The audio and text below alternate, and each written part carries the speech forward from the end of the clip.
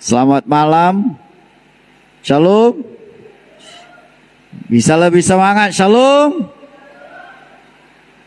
Oke. Kita akan dengar firman Tuhan. Sekalipun hujan di luar, tetapi malam hari ini kita percaya bahwa ada kuasa Tuhan yang bekerja. Ya. Kita baca dulu Alkitab, kita buka bersama-sama dalam Lukas 16. Kita akan baca Lukas 16 ayat 19 sampai 31. Ya, cukup panjang. Oleh sebab itu kita baca pelan-pelan saja. Ayat 19 dengan judul Orang Kaya dan Lazarus. Kita baca bergantian. Ayat 19 saya baca dan ayat 20 nanti saudara-saudara yang akan baca. Demikian firman Tuhan. Lukas 16. Buka Alkitabnya ya. Lukas 16 ayat 19. Demikian firman Tuhan. Haleluya. Ada seorang kaya yang selalu berpakaian jubah ungu dan kain halus. Dan setiap hari ia bersukaria dalam kemewahan. Ayat 20. Bernama Lazarus, badannya penuh dengan borok, berbaring dekat pintu rumah orang kaya itu. Dan ingin menghilangkan laparnya dengan apa yang jatuh dari meja orang kaya itu. Malahan anjing-anjing datang dan menjilat boroknya. Kemudian matilah orang miskin itu, lalu dibawa malaikat-malaikat ke pangkuan Abraham. Orang kaya itu juga mati, lalu dikubur. Dan sementara ia menderita sengsara di alam maut, ia memandang ke atas, dan dari jauh dilihatnya Abraham dan Lazarus duduk di pangkuannya. Lalu ia berseru, katanya, Bapak Abraham, kasihanilah aku, suruhlah Lazarus supaya ia mencelupkan ujung jarinya ke dalam air dan menyejukkan lidahku, sebab aku ingin sakitan dalam nyala api ini.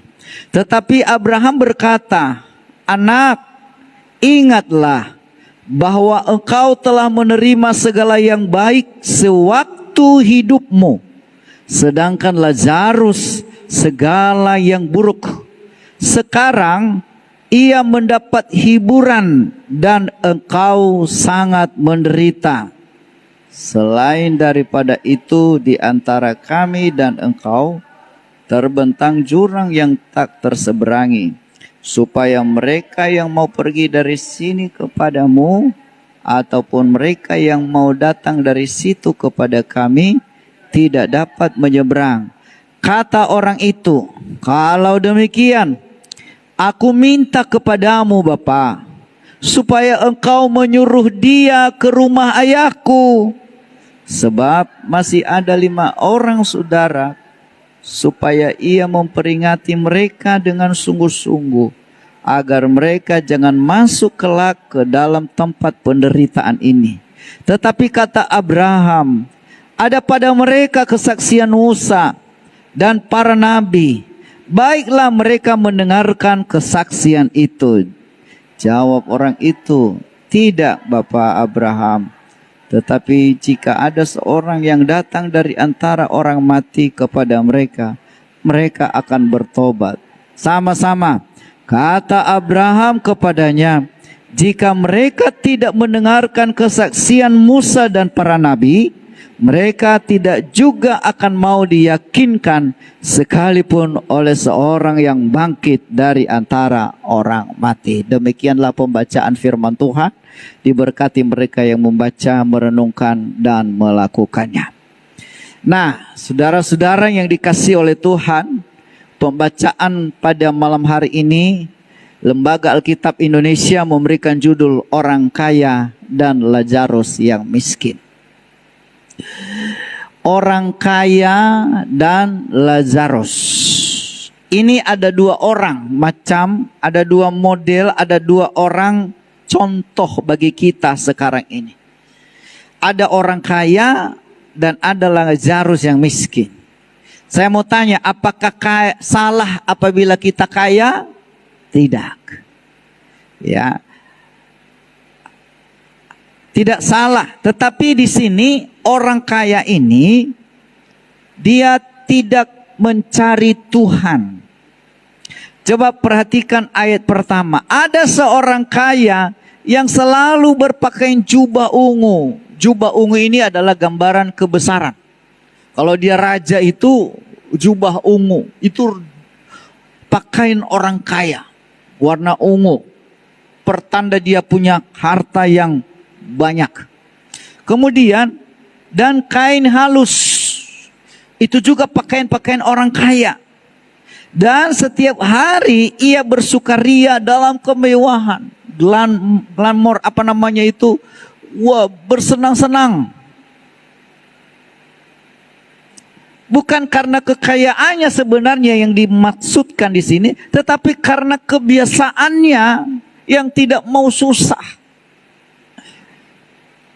Dia berpakaian, perhatiannya ya hanya karena kemewahan, senang.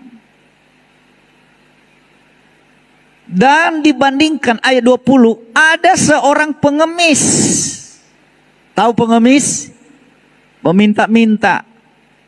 Bernama Lazarus. Badannya penuh borok. Berbaring dekat pintu rumah orang kaya itu. Kemudian ayat 21, ingin menghilangkan laparnya. Lapar dia rupanya. Ini orang miskin ini meminta-minta. Taruhlah ada di depan pintu rumah orang kaya. Memohon belas kasihan. Pak, lapar. Bu, lapar. Ingin menghilangkan laparnya. Dengan apa yang jatuh. Remah-remah yang jatuh. Sisa-sisa. Ya, dikatakan di sini malah anjing datang menjilat boroknya. Satu pemandangan yang sangat bertolak belakang dengan orang kaya. Sekali lagi, bukan masalah kayanya dan miskinnya, tetapi bagaimana orang kaya ini kepeduliannya tidak ada terhadap orang miskin. Orang miskin ini meminta, tapi orang kaya tidak peduli. Malah datang anjing menjilat boroknya. Malah datang anjing mengganggu, bahkan ya sama seperti anjing ini orang miskin itu dibuatnya. Kemudian ayat 22. Baca. Kemudian apa? Matilah orang miskin itu, lalu dibawa malaikat-malaikat ke pangkuan Abraham. Ayat 23. Orang kaya itu juga apa? Mati lalu dikubur. Dan sementara ia menderita sengsara di alam maut, memandang ke atas dan seterusnya. Perhatikan, orang miskin Lazarus mati. Orang kaya juga apa? Mati. Artinya apa? Dua-duanya mati. Hidup itu makanya jangan terlalu senang. Karena semua kita ini nanti suatu saat apa? Mati. Suatu saat apa? Mati. Bilang sama-sama mati. Orang kaya mati, orang miskin mati. Hanya sesudah mati, itulah yang membedakan mereka. Orang miskin tadi dikatakan dibawa malaikat. Kemana? Ke pangkuan Abraham. Orang kaya juga mati dikubur. Kenapa beda ya? Apa yang membuat beda orang miskin dan orang kaya ini? Coba perhatikan. ayat 24. Coba perhatikan ayat 24. Lalu ia berseru. Siapa yang berseru ini? Orang miskin tadi. Bapak, kasihani aku.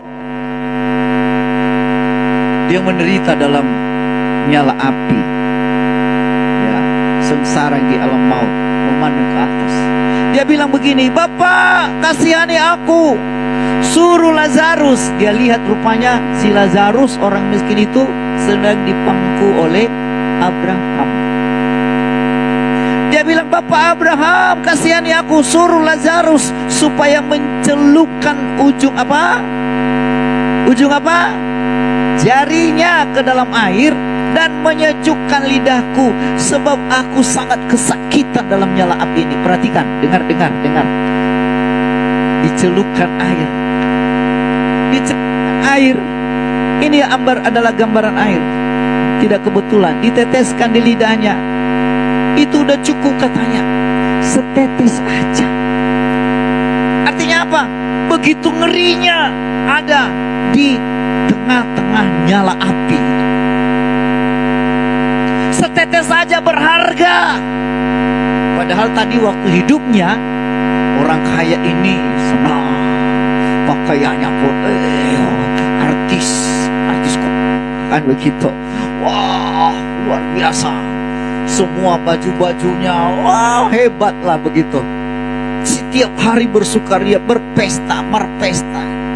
Ya. Terus berpesta, makannya enak, senang-senang. Kalau sekarang ini bisalah diumpamakan orang yang berpesta pora, ke night club, ya, ke kafe tiap hari, makan senang-senang, tidak mau susah. Itu orang kaya itu. Makanya apa yang dikatakan? Dikatakan celup, suruh Lazarus mencelupkan ujung jarinya ke dalam air, menyejukkan lidahku. Aku sangat kesakitan dalam nyala ini. Lalu perhatikan ini yang penting. Ayat 25, sama-sama kita baca. Baca ayat 25. Sama-sama, 1, 2, 3, ya. Tetapi Abraham berkata, Anak, ingatlah bahwa engkau telah menerima segala yang baik. Nah, sampai situ dulu. Engkau sudah baik-baik. Makanya sering katakan, lebih baik Anda susah-susah sekarang, nanti Anda senang. Lebih baik hari-hari ini, terlebih anak-anak muda, sering saya katakan bahwa lebih bagus bagi orang muda itu memikul beban di waktu dia masih muda. Ketika engkau masih muda, engkau memikul beban. Kenapa? Kalau sudah tua, engkau nggak sanggup lagi. Lebih banyak beban engkau tanggung di masa mudamu. Lebih banyak engkau bekerja di waktu engkau masih muda. Nanti tinggal engkau menuai di masa tua. Saya memperhatikan banyak seperti itu. Di waktu mudanya susah-susah, tapi di waktu tuanya dia tinggal menikmati. Dan sebaliknya, di waktu muda dia senang-senang. Mungkin bapaknya ada ini, ada itu, dan lain sebagainya. Wah, senang dulu, happy. Tapi di masa tuanya dia mengalami susah. Ini kenyataan dan bukti. Sering saya katakan, lebih bagus engkau buanglah waktu tidur, waktu senang-senang di masa muda. Fokus terhadap masa depanmu. Kita belajar dari Lazarus ini. Dikatakan oleh Abraham, apa katanya? Anak, ingat, engkau telah menerima segala yang baik sewaktu hidupmu. Engkau waktu masih hidup, segala yang baik yang kau nikmati. Pertanyaan saya, apakah salah kalau kita menerima yang baik? Tidak. Tapi bagaimana kita memanfaatkan kebaikan itu untuk menolong orang lain, untuk memberkati orang lain, untuk mempedulikan orang lain. Kalau saja tadi Lazarus ini orang kaya ini memperhatikan Lazarus. Bayangkan Lazarus ada di depan pintu minta, hanya remah-remah yang jatuh, itu dikasih. Kasihan. Kasihan. Itu sebabnya Bapak Ibu Saudaraku, ya, kita belajar dari dikatakan oleh Abraham, engkau telah menerima yang baik untuk hidupmu loh. Senang-senang engkau berpesta terus tiap hari. Senang-senang. Lalu apa lagi? Kita baca ayat 25 bagian B. Sedangkan, sama-sama, 1, 2, 3, ya. Sedangkan Lazarus segala yang buruk. Terus, sekarang ia mendapat hiburan dan engkau sangat menderita. Berbalik. Berbalik. Lalu yang lebih menarik, menderita sekali ya si orang kaya ini tadi. Ayat 26, perhatikan. Selain daripada itu, di antara kami dan engkau terbentang jurang yang tak terseberangi. Perhatikan, ada jurang yang tidak terseberangi, tapi kelihatan. Makanya orang kalau sudah mati, ya, kita nggak bisa ke tempat mereka, dan mereka tidak bisa ke tempat kita. Makanya jangan percaya kalau bilang pergi ke kuburan tanya sama opung. Nggak ada. Mereka sudah ada di alam lain, kita di alam nyata. Mungkin saja kita lihat ada tulang-tulangnya, ada kuburannya, tapi mereka nggak ada lagi di situ. Mereka sudah pindah ke alam lain. Itulah yang dikatakan, kalau kita hidup dalam dunia ini, berbuat baik, berbuat benar, hidup sesuai dengan firman Tuhan, mentaati firman Tuhan, maka kita dibawa ke tempat pangkuan Abraham kalau mati. Tapi kalau selama kita hidup jahat, ya, berbuat dosa, tidak mentaati firman Tuhan, termasuk taat sama orang tua. Sering saya bilang, jangan anggap remeh itu loh, menghormati orang tua. Itu hal yang paling penting. Sampai-sampai jari Allah sendiri yang menulis dalam hukum Taurat. Hormatilah ayahmu dan ibumu, supaya lanjut umur. Pelanggaran terhadap poin itu adalah sama memberontaknya kepada Tuhan. Makanya ketika saudara berontak kepada orang tua, sebenarnya bukan sama orang tua Anda memberontak. Anda memberontak sama siapa? Sama siapa? Sama siapa? Tuhan. Jangan pikir saudaraku, sama bapakku, mamaku aku melawan. Tidak. Itu sudah melakukan pelanggaran terhadap Tuhan sendiri. Kenapa? Itu ketetapan Tuhan. Jari Allah sendiri yang menulis itu waktu dia ada di bertemu dengan Musa di Gunung Sinai. 10 hukum Taurat. Penting itu. Dan saya melihat, perhatikan, saya melihat pengalaman saya sendiri. Saya melihat banyak orang yang hormat sama orang tua, hidupnya berhasil. Orang yang hormat taat terhadap orang tua, dengar-dengaran sama orang tua, itu masa depannya dipermudah oleh Tuhan. Apa yang dibuatnya berhasil. Katakan amin. Mau berhasil? Dengar-dengaran sama orang tua. Itu salah satu pelanggaran. Nah, pelanggaran terhadap ini juga, kalau kita melanggar, maka kita masuk sama seperti orang kaya ini. Makanya dikatakan nanti, coba perhatikan ayat 27 dulu. Ya, kita baca dulu ayat 27. Kata orang itu, 1, 2, 3 ayat. Kata orang itu, kalau demikian, aku minta kepadamu Bapa, supaya engkau apa? Menyuruh dia ke rumah ayahku. Nah, diminta, apa Abraham, tolong suruh itu Lazarus ke rumah bapakku. Ada 5 lagi saudaraku di sana, supaya jangan mereka ikut seperti aku ini. Supaya mereka jangan ikut-ikutan tingkah laku saya ini. supaya mereka jangan berdosa seperti aku ini. Apa kata Abraham ayat 29? Perhatikan, dengar, kita baca ayat 29 sama-sama dengan bersuara. 29, 1, 2, 3, ya. Tetapi kata Abraham, apa katanya? Ada pada mereka kesaksian Musa dan para nabi. Baiklah mereka mendengarkan kesaksian itu. Perhatikan, ada firman Tuhan loh, kata Abraham. Ada para pendeta yang mengajarin mereka. Ada kesaksian para nabi, ini Alkitab. Ada pada mereka hamba-hamba Tuhan yang menyampaikan firman Tuhan, yang menyampaikan isi Alkitab. Itu cukup bagi mereka, supaya mereka tidak boleh datang lagi ke tempat ini. Menarik, Bapak Ibu Saudara.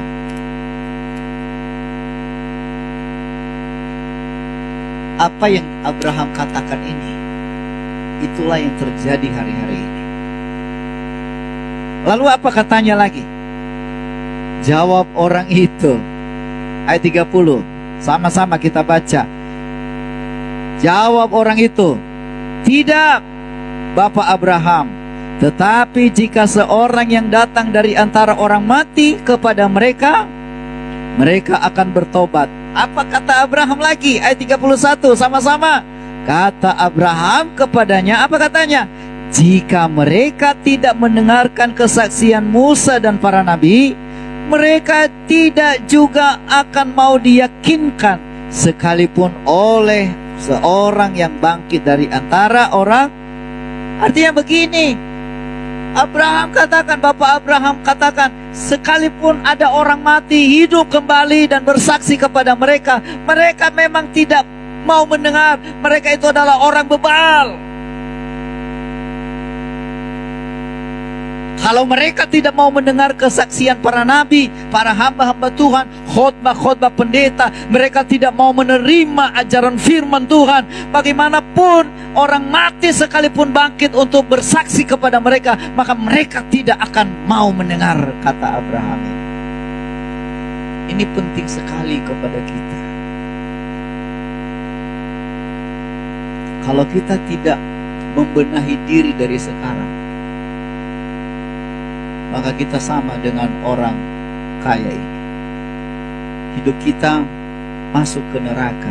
Sia-sialah hidup ini. Amin. Amin.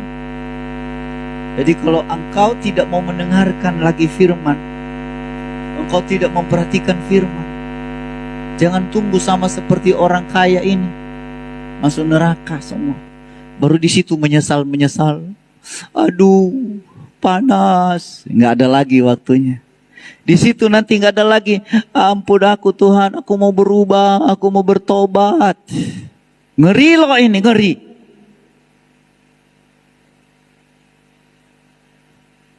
Di situ nggak ada lagi waktu untuk berubah, nggak ada lagi. Sekalipun ada orang mati yang pernah mati dan bangkit kembali lalu ngomong kepada saudara, neraka itu ada, sorga itu ada. Pasti banyak orang, coba lihat sekarang ini, banyak orang-orang yang kesaksian, cari di YouTube, orang yang sudah pernah mati. Apa kesaksian mereka? Mereka bersaksi bahwa mereka dibawa ke neraka, ngeri di neraka. Neraka itu ada. Lalu ada orang-orang lagi yang bangkit dari antara orang mati, mereka diperlihatkan surga itu ada. Jangan nanti udah mati baru aduh Tuhan ampuni aku mau mencari Tuhan, bangkitkan lagi aku lah Tuhan. Itu masih ada anakku, masih ada bapakku, masih ada orang tuaku, suruhlah. Oh, Lazarus itu bersaksi kepada mereka. Tuhan bilang gak ada lagi waktu. Selama masih hidup. Makanya saudara, selama engkau masih hidup, lakukanlah yang baik. Cari Tuhan. Apa? Cari Tuhan. Layani Tuhan. Bawa jiwa-jiwa sama Tuhan. Tadi firman Tuhan berkata, waktu ibadah pertama ada tamu dari Kalimantan tadi. Apa katanya? Ada buah apa? Buah pertobatan. Ada buah jiwa-jiwa juga. Kita ini bukan sekedar hidup, kita harus berdampak bagi orang lain. Yang Tuhan mau itu bukannya sekedar jadi orang Kristen, bukannya sekedar datang duduk untuk dengar firman Tuhan dan jadi orang Kristen saja. Tidak, Tuhan mau supaya kita itu boleh bersaksi kepada orang lain, membawa jiwa kepada Tuhan. Itu yang ada upah. Mau ada upah? Bawa jiwa sama Tuhan. Mau upah? Halo, mau upah? Amin. Caranya apa? Bawa jiwa. Karena hanya orang yang bawa jiwa kepada Tuhan, itu yang Tuhan kasih mahkota. Jadi kekristenan kita bukan hanya menjadi orang Kristen. Tidak. Harus kita bawa jiwa. Itu artinya kita berbuah. Ada berdampak bagi orang lain. Jadi berkat. Sama seperti ini. Kenapa orang kaya ini masuk ke neraka? Karena selama dia hidup, dia tidak berguna untuk orang lain. Kenapa orang kaya ini masuk neraka? Karena selama dia hidup, bukan saja hanya karena dia senang-senang, bukan hanya karena dia kaya, tetapi karena dia tidak berfungsi, karena dia tidak berguna selama dia hidup. Makanya dia dibawa ke tempat siksaan, kata Alkitab. Kita kalau hanya sekedar hidup, tidak dirasakan oleh orang lain, sama seperti orang kaya ini. Kesalahannya hanya di situ. Waktu ada orang minta-minta sama dia, nggak berdampak bagi orang lain. Orang miskin itu sebenarnya Lazarus ini harus ditolong.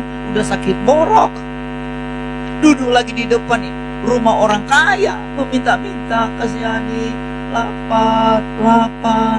Harusnya sebagai orang percaya, kita harus iba. Apa? Iba. Apa itu iba? Peduli. Peduli sama orang-orang lain. Peduli kepada orang-orang yang ada di sekitar kita. Miskin di sini bukan hanya miskin harta. Miskin di sini adalah juga miskin terhadap pengenalan akan Tuhan. Miskin rohani. Coba baca di dalam Matius. Matius pasal 5. Di sana diterangkan, berbahagialah orang yang miskin. Ya. Ayat yang ketiga.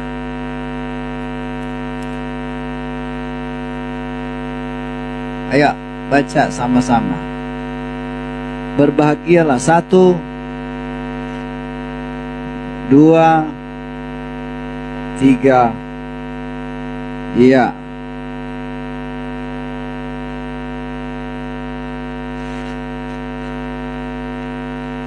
Sekali lagi baca baik-baik. 1, 2, 3. Iya. Berbahagialah.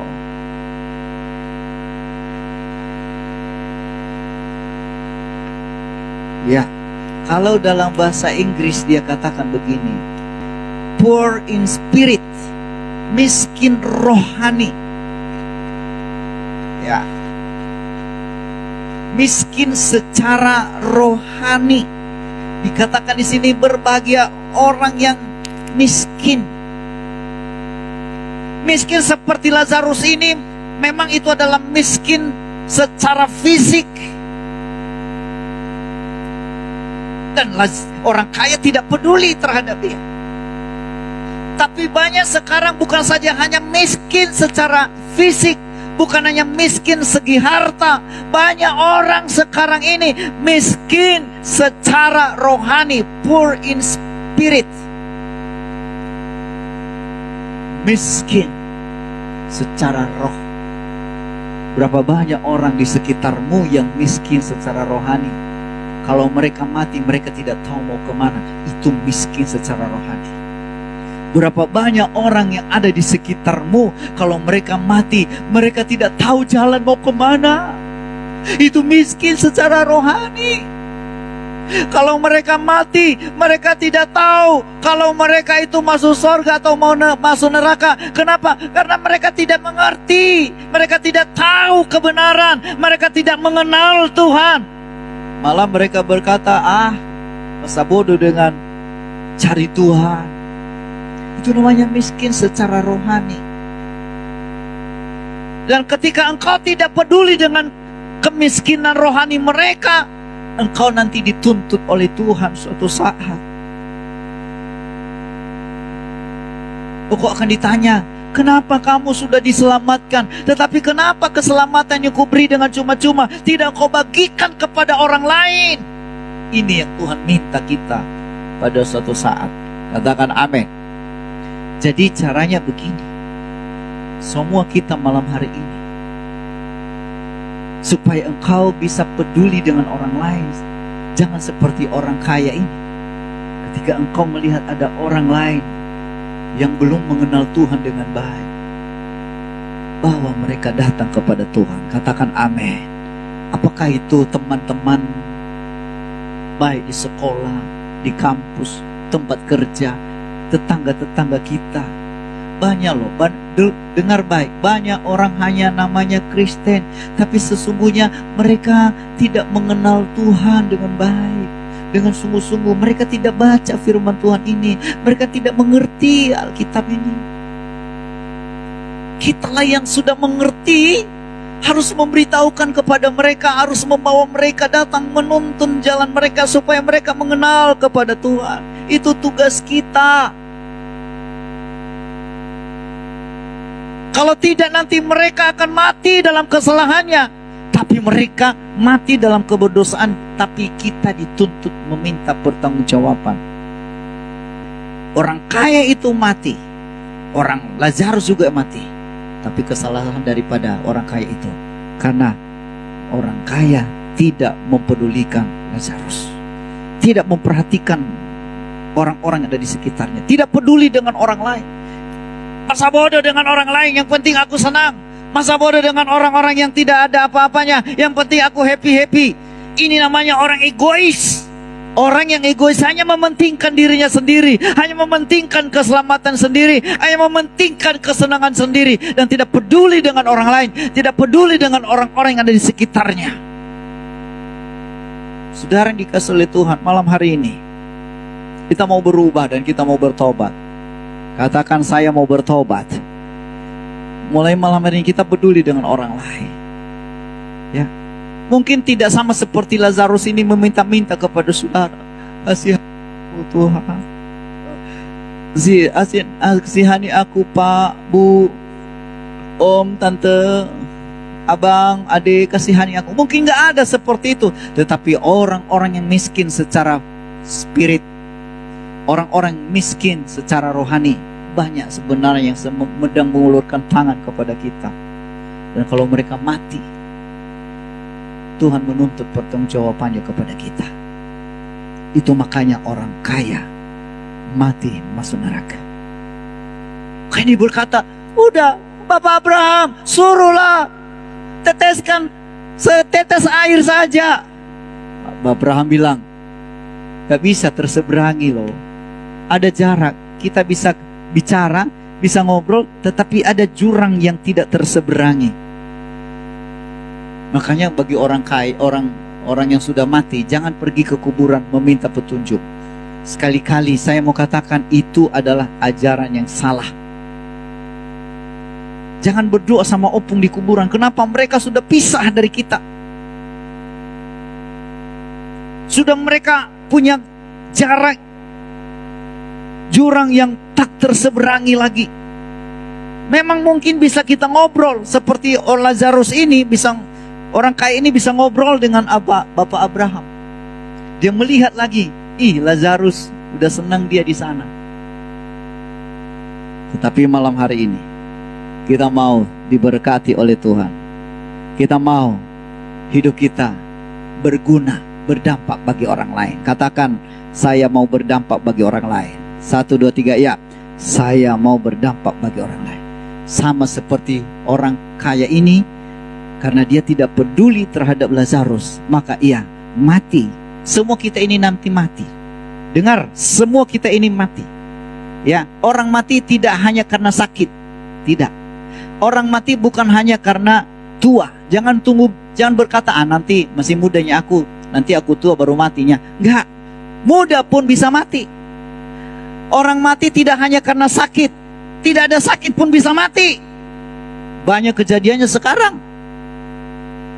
Jadi mati itu bukan nanti kalau ada sakit baru mati. Jangan tunggu-tunggu sakit. Oh, belum sakit ya, aku masih sehat aku. Berarti aku masih belum mati. Jangan. Kenapa? Mati itu tidak harus sakit. Mati itu juga tidak harus tua. Karena mati bisa kapan saja, di mana saja. Dan bagaimana caranya mati kita nggak tahu. Ada yang mati tabrakan, ada yang mati tiba-tiba, ada yang mati di kantor, ada yang mati sedang kerja, ada yang mati di mimbar seperti ini sedang khotbah, mati dia. Ada orang mati duduk-duduk, ada orang mati di tempat tidur. Banyak cara mati, kita nggak tahu. Yang jelas kita semua akan mati. Dan Tuhan minta pertanggungjawaban selama kita hidup. Apakah kita berdampak atau tidak? Jangan seperti orang kaya ini. Dia hanya ego. Dia hanya mementingkan dirinya sendiri. Dia tidak peduli. Bahkan di depan rumahnya itu ada orang miskin, orang Lazarus yang meminta-minta. Dia tidak mau peduli. Ya, mungkin tidak ada orang miskin seperti Lazarus, tetapi banyak orang di sekitar kita yang sedang miskin mengulurkan tangan. Dan ketika mereka mati nanti mereka tidak tahu mau kemana. Dan itu tugas dan tanggung jawab kita bersama, supaya membawa mereka datang kepada Tuhan.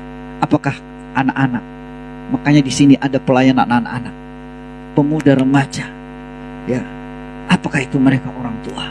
Itu adalah tugas kita, supaya mereka hidup berguna dan mereka mati juga mereka hidup dalam kekekalan. Kematian menunggu kita semua. Semua kita akan mati dan itu kita akan lewati. Ya, tidak ada yang berkata aku mau hidup lagi 100 tahun lagi, 1000 tahun lagi, nggak ada. Kita nggak tahu kapan waktunya, kapan kita selesai di dunia ini. Itu makanya saya sebagai hamba Tuhan, apapun yang terjadi saya harus melayani. Saya harus pergi melayani. Ya, tahun ini saja saya udah keliling di Sulawesi Utara 1 bulan, sampai ke Sangir, Pulau Sangir, harus naik kapal ke Pulau Nias beberapa bulan yang lalu, ke Jakarta. Ini nanti mau ke Bogor, ke Cipanas lagi dan sebagainya, ke Surabaya. Melayani. Ini ada tawaran tadi dari teman saya dari Kalimantan. Datang ke sini, ya. Datang ke sini, pelayanan ke Kalimantan. Bukan ke tempat Pak Pendeta tadi, enggak, di tempat yang lain. Ya. Kalau ke sana tidak hanya cukup 1 minggu, bisa saja 2 minggu, harus keliling. Pedalaman. Kenapa? Karena saya tahu waktu kita nggak tahu kapan kita dipanggil oleh Tuhan. Ya kan? Jadi harus berguna, harus bermanfaat, memberitahukan kebenaran, memberitakan firman Tuhan kepada orang lain. Katakan amin. Ya, katakan amin. Banyak jiwa di sekitar kita. Ketika mereka mati dalam keberdosaan. Kenapa mereka mati dalam keberdosaan? Karena mereka tidak pernah ada yang memberitahukan. Kita tidak kasih tahu kepada mereka. Kita tidak menegur mereka. Itu sebabnya marilah kita peduli dengan orang lain. Haleluya. Mari kita tunduk kepala, kita berdoa. Haleluya. Terima kasih Tuhan.